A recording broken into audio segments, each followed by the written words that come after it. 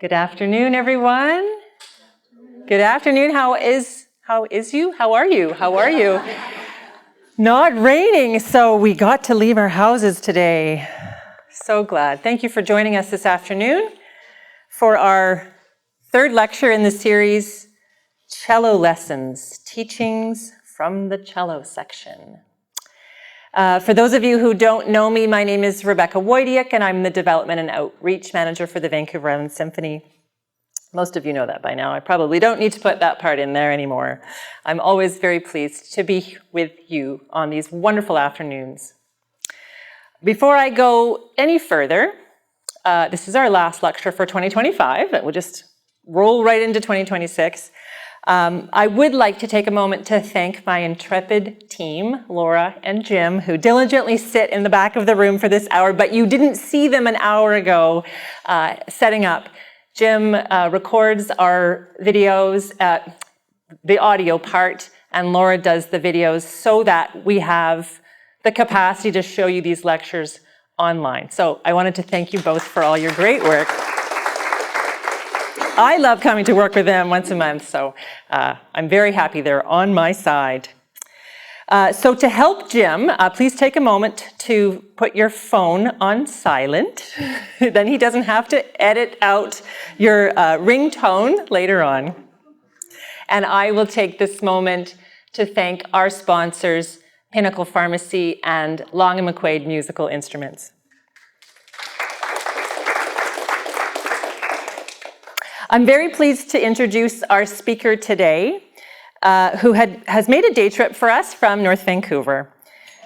Hannah Adario-Barry joined the VIS in 2024 and is our principal cellist. Prior to joining us, Hannah was the co-principal cellist for the San Francisco Chamber Orchestra, and as well as a core member of the San Francisco Contemporary Music Players and the Del Sol String Quartet. She is an avid soloist and chamber musician, an advocate for new music, a collaborator, and a recording artist. Some of you may remember her, the program this summer. She was the lead for the string quartet that performed our summer sizzle, and I found that program to just be a real beautiful hour of music that told incredible story. So it'll be wonderful to hear her perspective today. So today our speaker will be bringing us that perspective from the front row of the orchestra on the several works of the key composers that we're presenting in 2026. So please help me welcome Hannah Adario-Barry.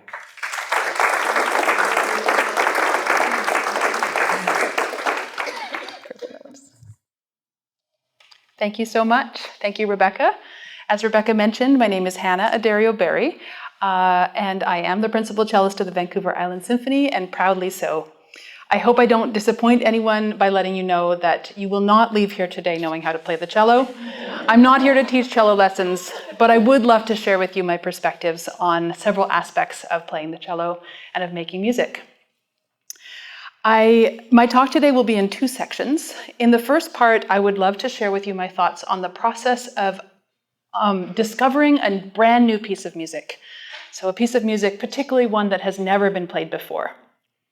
In the second part of the talk, I'll dive into some of the wonderful works on our January program, Dancing on Strings. I thought I'd begin by sharing a little bit about my own background. I grew up on Salt Spring Island, and I began playing the cello at the age of 9.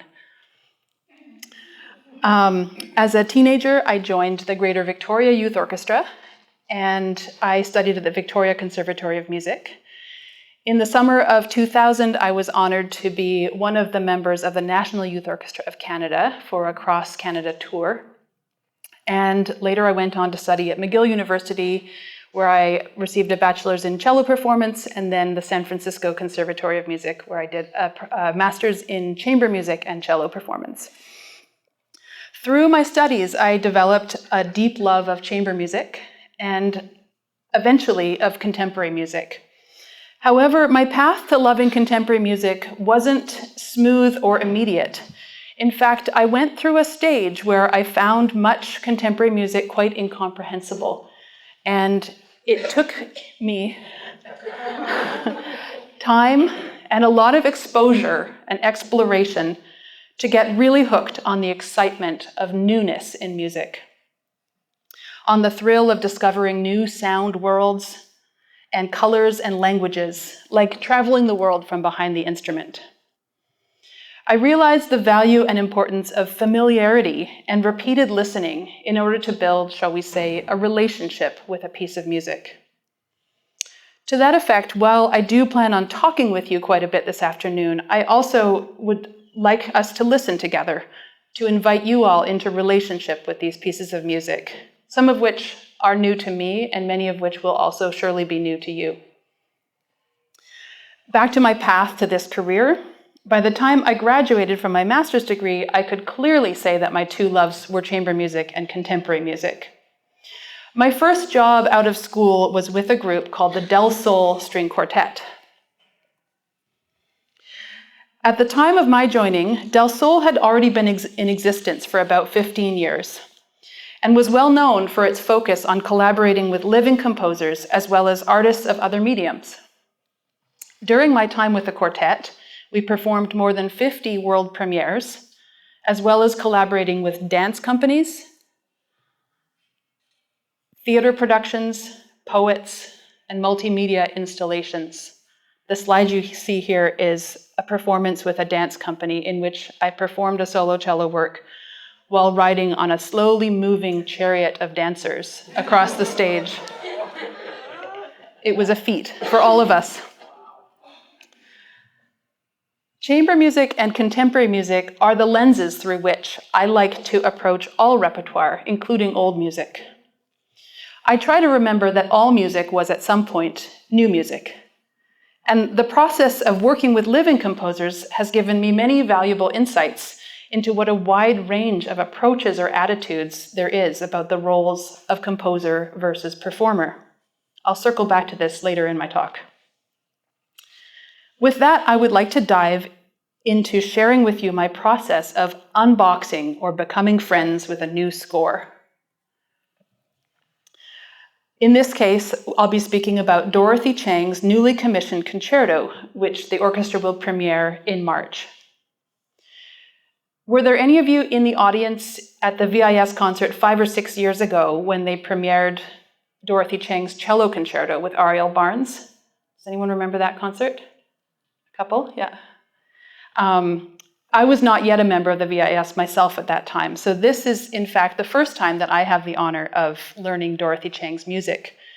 And there's a particular thrill and excitement about the opportunity to immerse myself in a brand new, not just a new piece, but a new sound world entirely by visiting a new composer. One piece of my study process when I start learning a new composer's work is to track down as much as I can of their existing music, to really familiarize myself with their musical language or their sound world, shall you say, and also to place the piece within a context. If you can imagine listening to, say, Schubert's 8th Symphony, you would experience it differently if it was the first piece of Schubert you'd ever heard versus if you already had listened to his art songs or his piano sonatas or string quartets.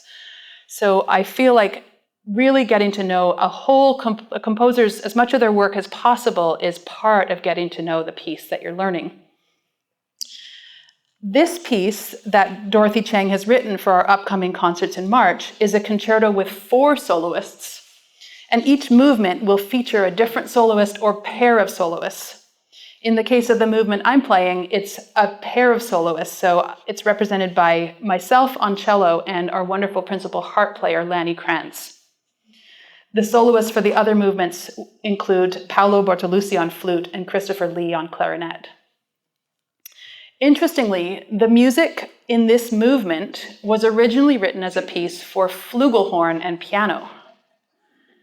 The flugelhorn is a close cousin of the trumpet, slightly differently shaped with a wider bell. And there was, in fact, a recording of that piece available, but it was not my first step to listen to it. I received the score for this piece a few weeks ago while I was over here during a VIS weekend, And knowing that I would be speaking with you all soon about the process of learning the piece, I didn't allow myself to even open the email to take a peek until I got on the ferry on the way home. My first read-through, BC Ferry style, was visual only, looking at the general style, the texture of the orchestration, and getting a visual sense of what sorts of techniques and expressive challenges might be involved in learning this piece. When I got home, I read through the piece at the piano, playing the harp part and singing, or at least attempting to sing, the cello part. This was a nice way to initially familiarize myself with the harmonies between the two parts and to get to know the harp part better, without the technical challenges of playing any notes on the cello itself. My next step was to play through the cello part on the cello, at which point I like to give myself a lot of leeway. This is a broad strokes playthrough to get a feel for the range, the timing, the colors. I'm not focused on precision, but really just on what the big picture feels like.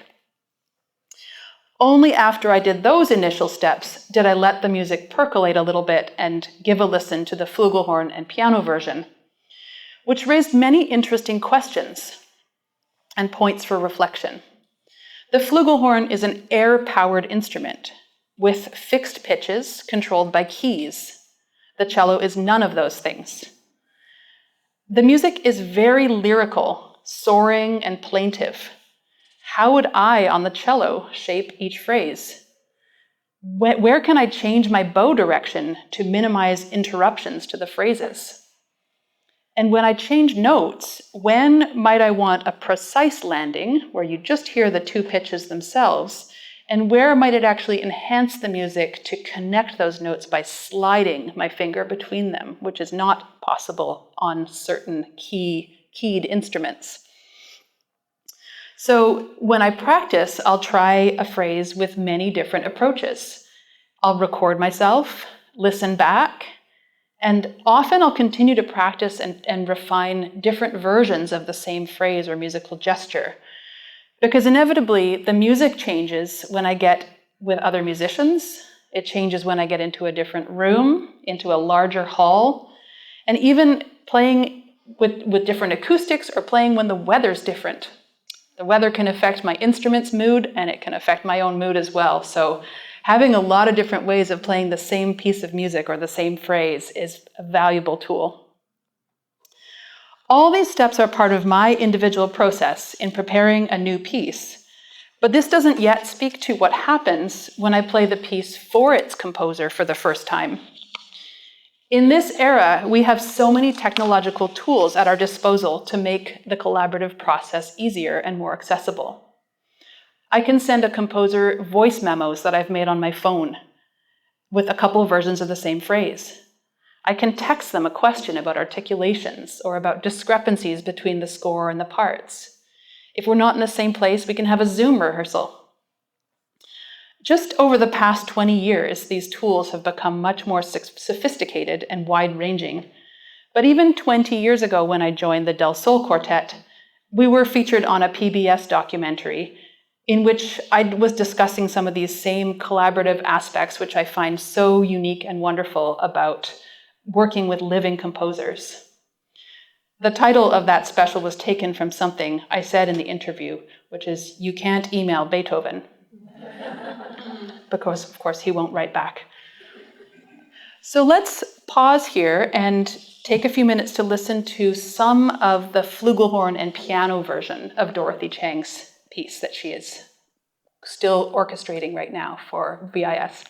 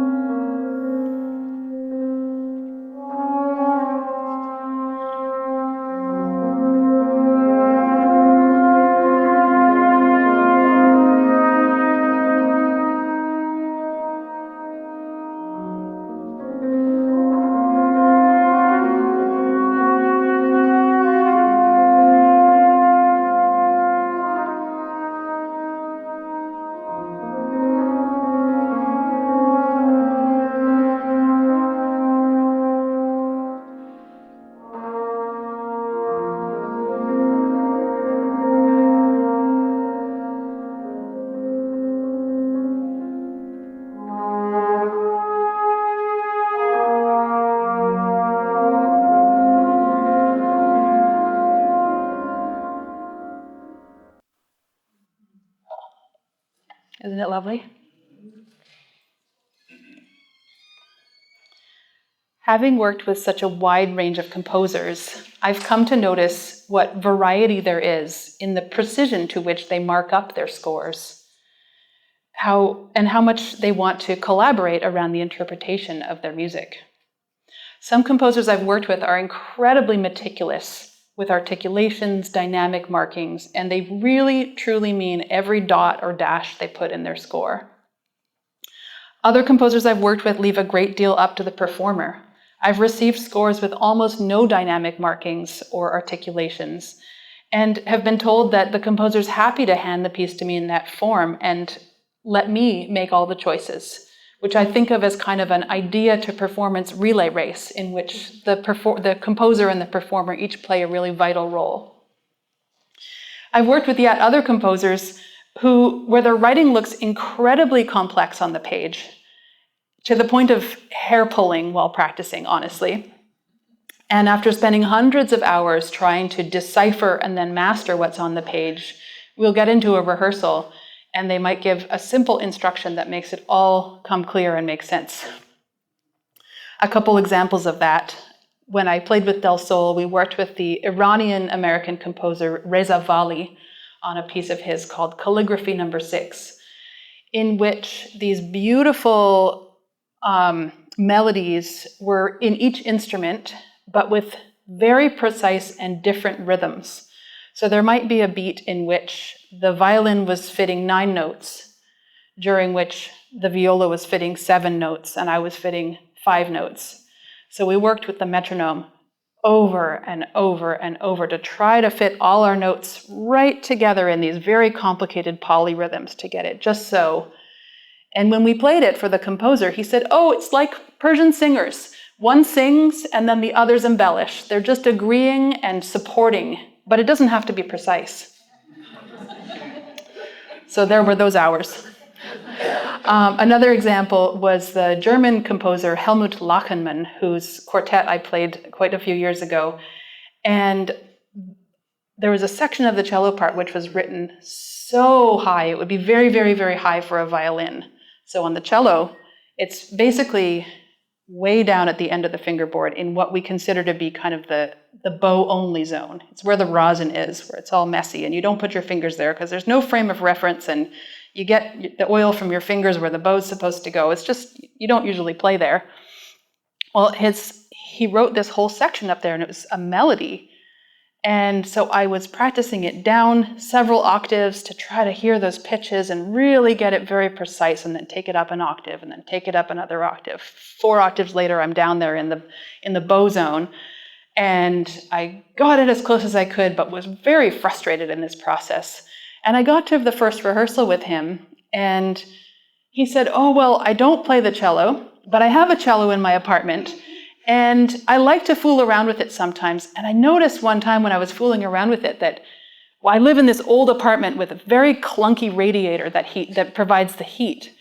And when the radiator comes on, there's a clunk, and then there's this sort of sound before the heat comes on. Well, I just want it to sound like that. So that was easy. I just put my thumb up there and I was able to create the sound quite quickly. But these sort of instructions, you would never know if you only had a score with no words in it, right? So it's just something very special and unique about the process of working with a living composer. While it's impossible to know what any particular composer's attitude will be before working with them, I love having this range of experiences, partly because it allows me, when I'm learning older music with composers with whom I can't work, to remember that they may also have been approaching their music from such different mindsets. There's not one way that composers think. So before I move on to the second part of this talk, I would love to listen to a little more Dorothy Chang so we can just all get further into her sound world. Let's listen to a little bit of the cello concerto she wrote featuring Ariel Barnes with the Vancouver Island Symphony.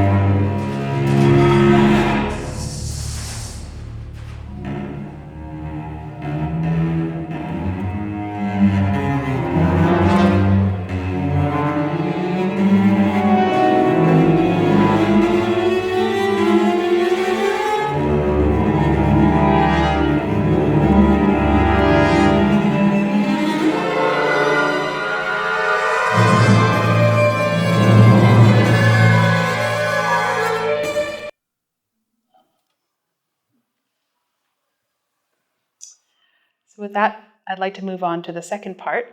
This is the image for our upcoming Dancing on Strings program. One theme that emerged as I was preparing this talk is the ways in which composers reuse, or I like to say upcycle, their music into different forms. So this was the case with the piano and flugelhorn piece that is becoming the cello and harp movement of the concerto that we'll play in March. In some form or another, every composer who will be featured on our January program did this as well. Here's our program for that concert. Benjamin Britten's Simple Symphony is an early work, his opus 4 for string orchestra or for string quartet. It uses material that Britten wrote as a child, and he completed the symphony at age 20, so barely beyond his childhood. Each movement quotes 2 of his earlier pieces.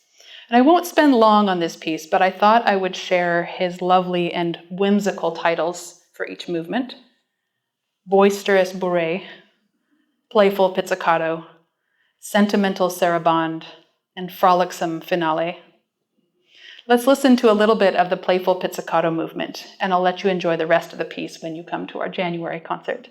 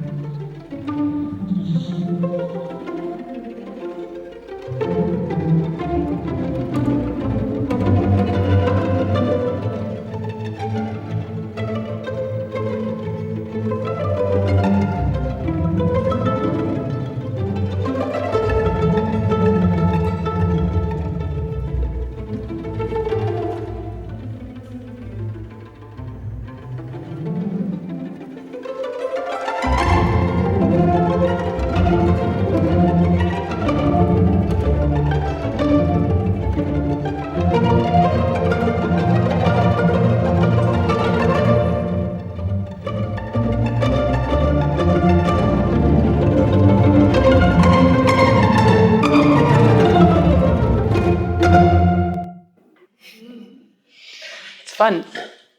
You have to build good calluses on your fingers for all that pizzicato. The next 2 pieces by Edvard Grieg and Béla Bartók, respectively, were both initially written for piano and then orchestrated by their composers.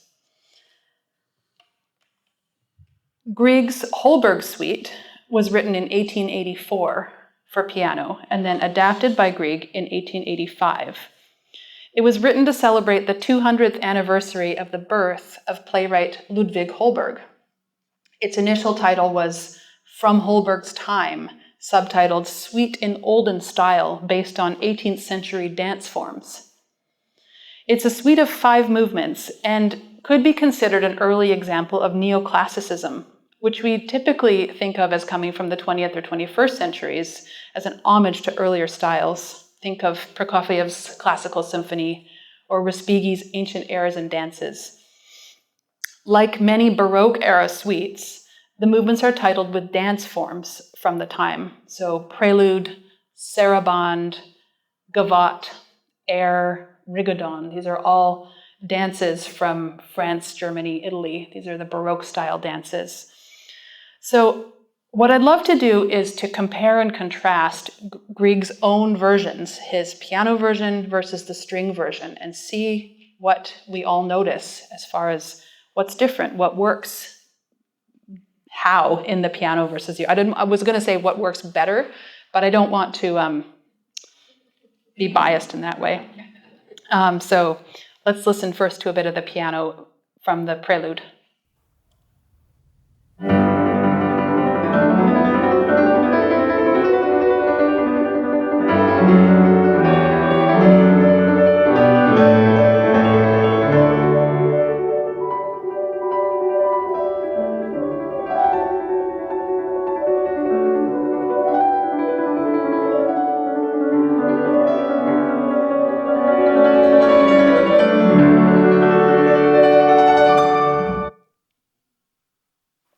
And here's the string version.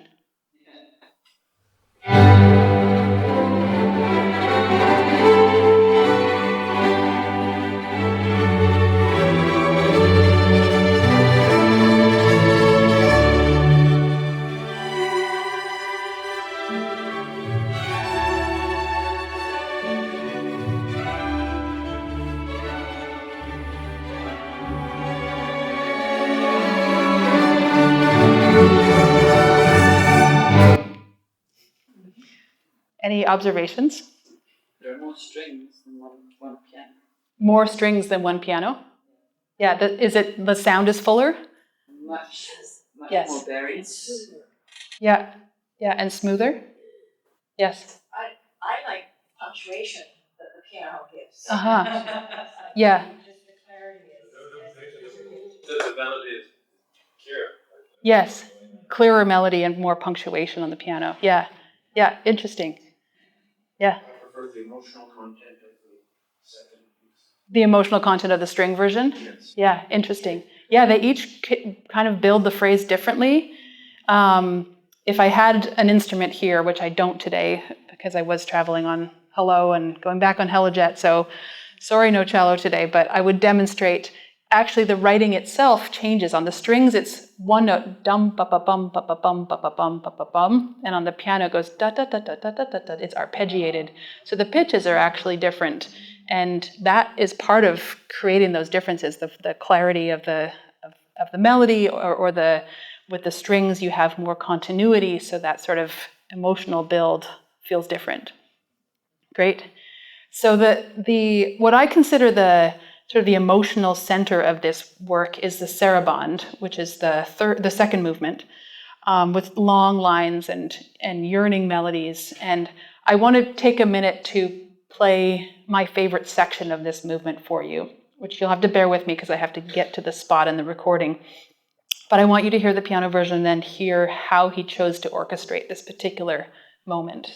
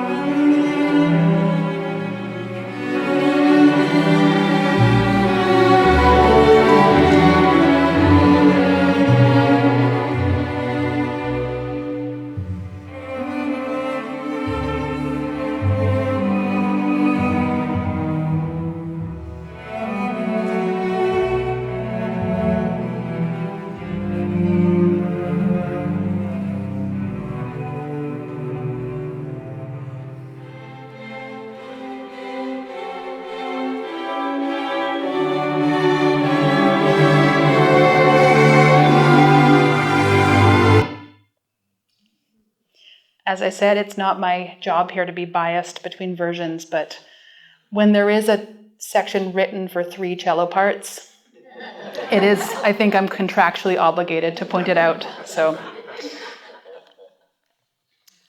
before we leave this piece, I'd like to just play for you a little bit of the string version only of the gavotte and see if anyone can tell me which CBC program used this movement as its theme.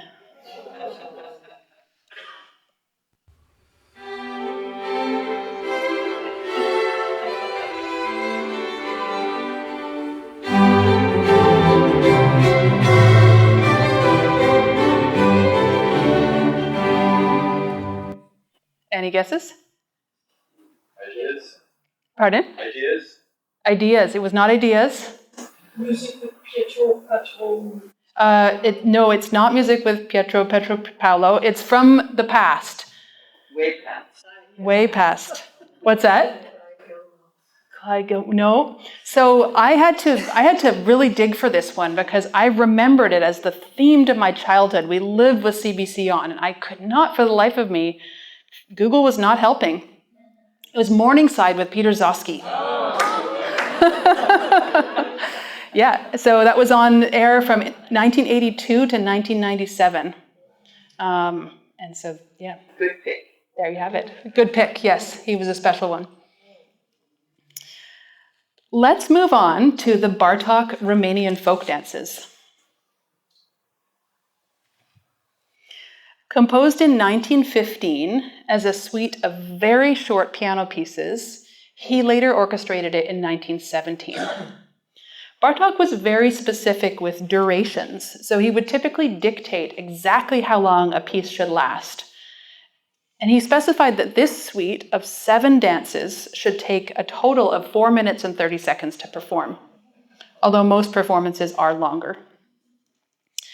Many of you know that Bartók was known for his work in the area of ethnomusicology. Apparently, he was inspired very early in his career by hearing a young nanny singing Transylvanian folk melodies to the children in her care. His lifelong passion and commitment to folk music began. In his lifetime, he and his compatriot and friend, Zoltán Kodály, spent time traveling in the countryside, collecting and recording Magyar folk melodies on some of the earliest audio recording equipment. In addition to documenting and preserving these melodies, they both subsequently incorporated many of the folk melodies they collected into their more classical compositions. The piece we're visiting today, the Romanian Dances, is based on 7 Romanian tunes from Transylvania, which would have originally been played on fiddle or shepherd's flute. I will not attempt to pronounce their Romanian titles, but you can see them here while I tell you their English translations. The first is stick dance, followed by sash dance, which would have been danced with a sash or a scarf. The third is in one spot. Next is dance from Bushum, then Romanian polka, and finally fast dance. The Marantel is actually 2 dances that are together, one into the next. And just like with the Grieg, I'd love to share with you a couple movements in their very short entirety. So first in the piano version, followed by Bartók's orchestration, so you can hear just the uniqueness and brilliance of how adaptable this music is. So here's the first movement on piano.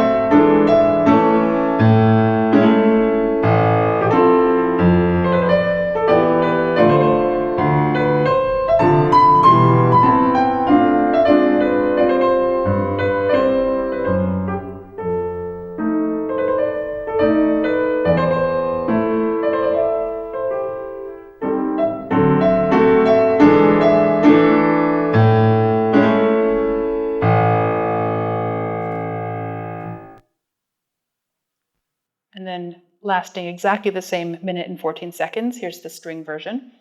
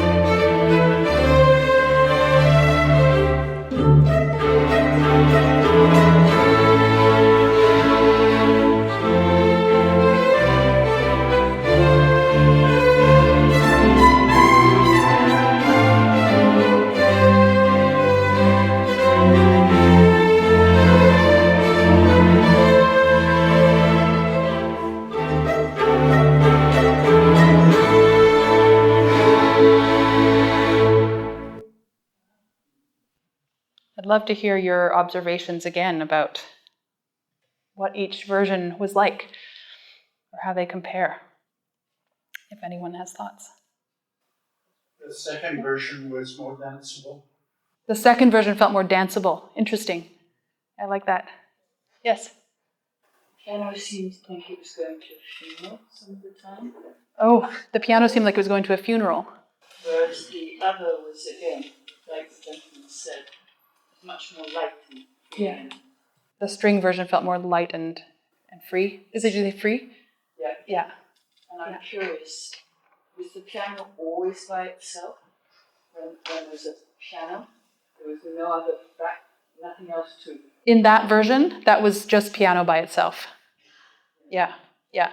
There are, with this piece, and then I feel like many of the greatest pieces, word gets out and people want to take it and do their own transcriptions. So that movement I had, if I had enough spare time in this talk, I was going to also play you a version of that movement for mandolin and guitar, for saxophone quartet.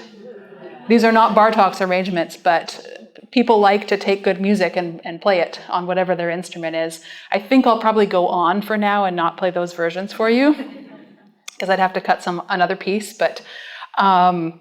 But yeah, in that version, it was just piano. I wanted to play. Oh yes. Well, I thought strings always sounded more like a human voice, but in this case, I found the piano did. Interesting. Yeah. So you usually found that strings sound more like the human voice, and in this case, the piano did. Yeah.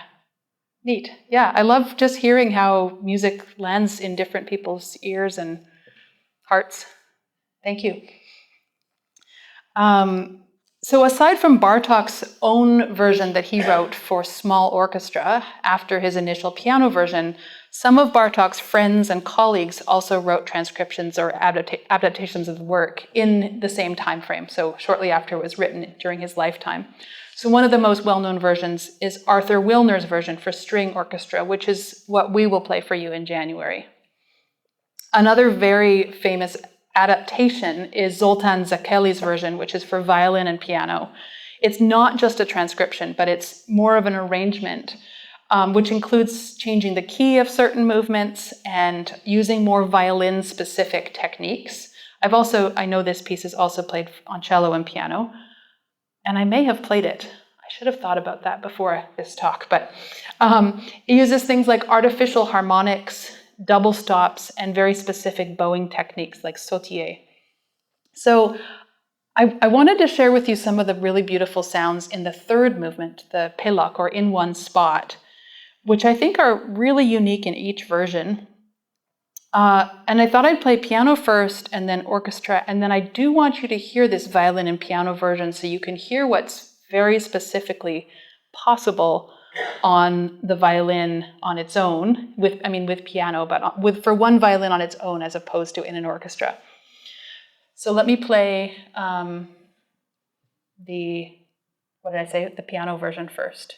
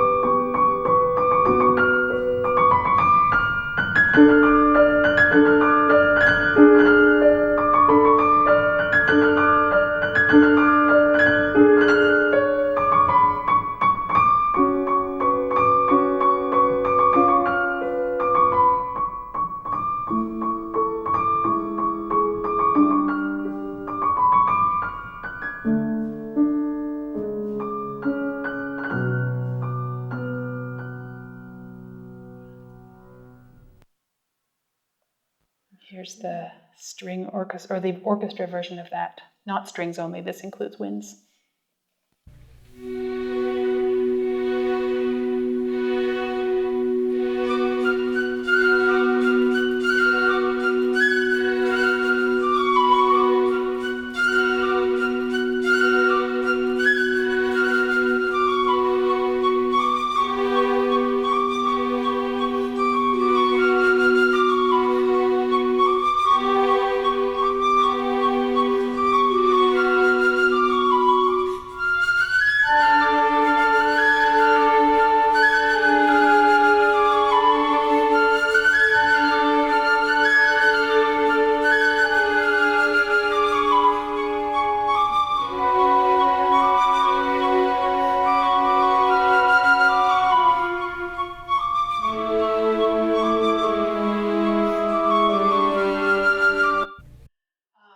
I'm going to go forward to the violin and piano version, which is performed here by David Oistrakh and Vladimir Yampolsky.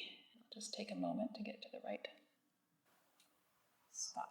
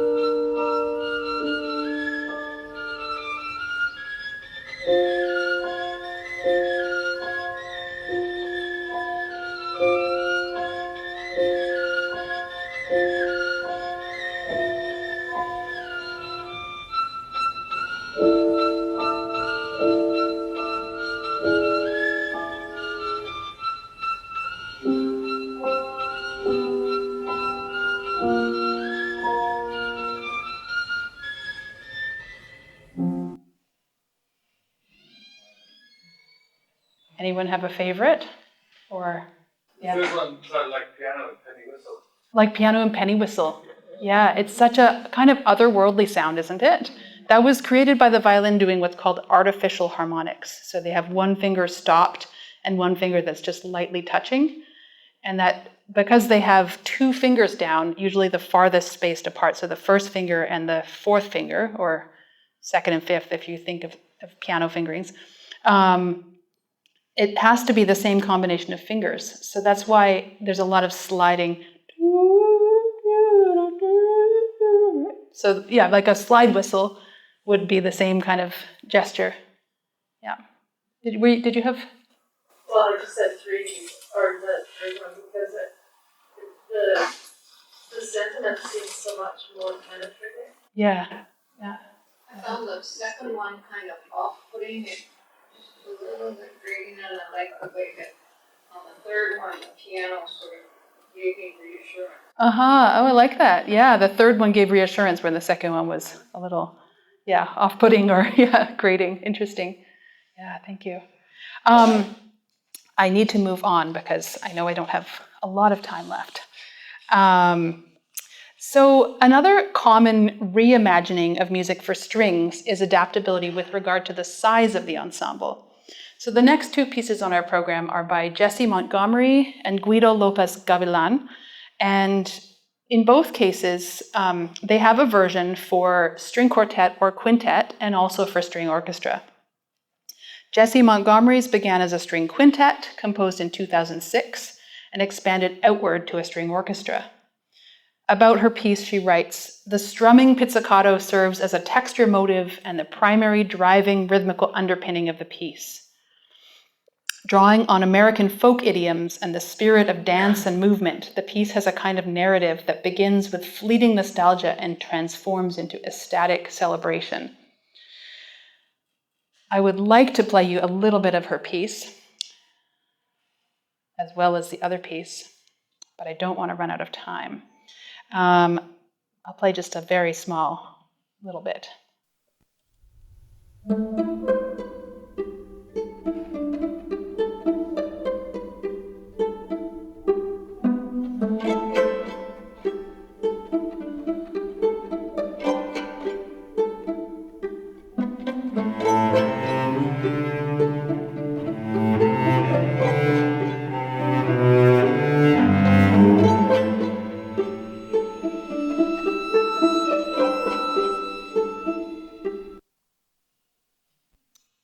There's your opening narrative with the fleeting nostalgia, and you'll hear the ecstatic celebration in the concert, we hope.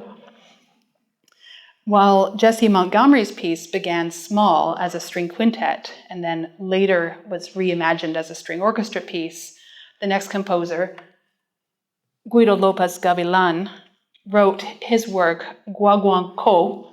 I was coached on the pronunciation of that by Cosette, so I think I've got it. Guaguancó was written for chamber orchestra first and later arranged for string quartet. The guaguancó is both a dance and a distinctive rhythm pattern. Like most Cuban music, the rhythmic foundation for guaguancó is based on the clave.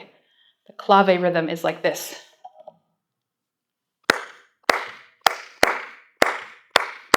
Would you join me with that? Long, long, short, long, long, short, long, long, short. Good. Yeah. So that is the rhythmical underpinning for this piece. And I just want to play a little bit of it so you can feel how that, it starts pretty subtly, but then you'll hear how it builds.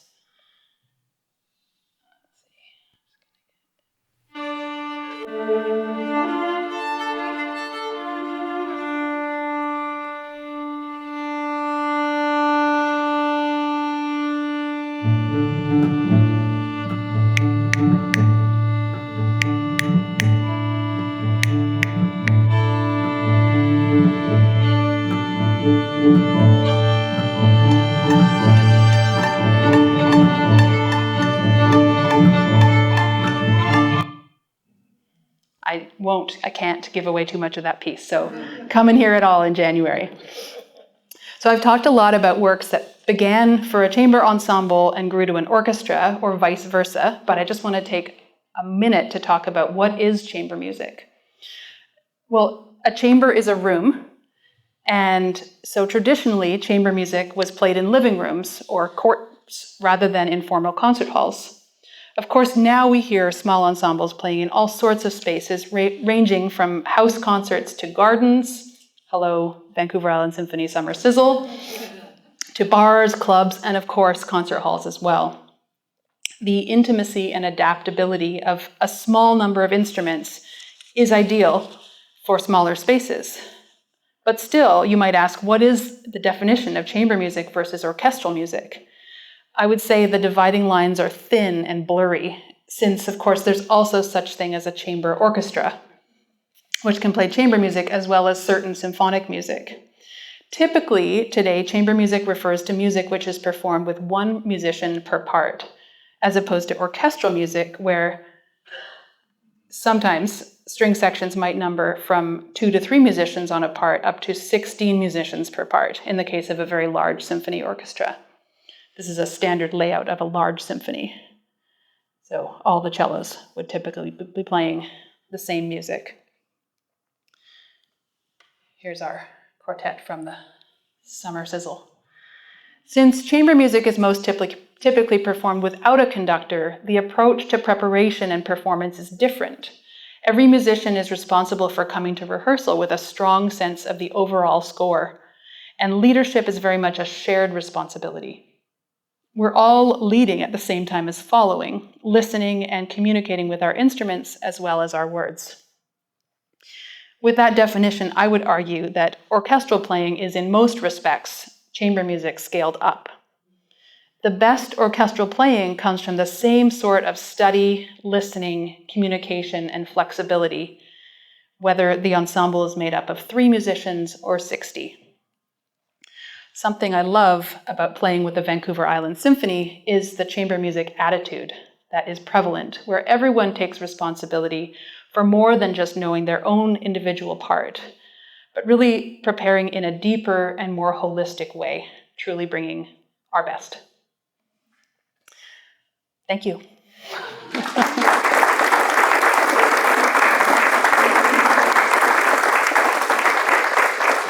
And I would love to invite your questions. Yes?